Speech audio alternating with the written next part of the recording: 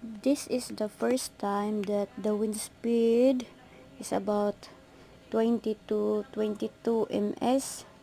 It takes about 10 minutes and I was afraid because it is my first time to experience that very strong wind with the rain. Maybe because of the landfall of Typhoon at Luzon, and unexpectedly we also experience in other parts of Mindanao.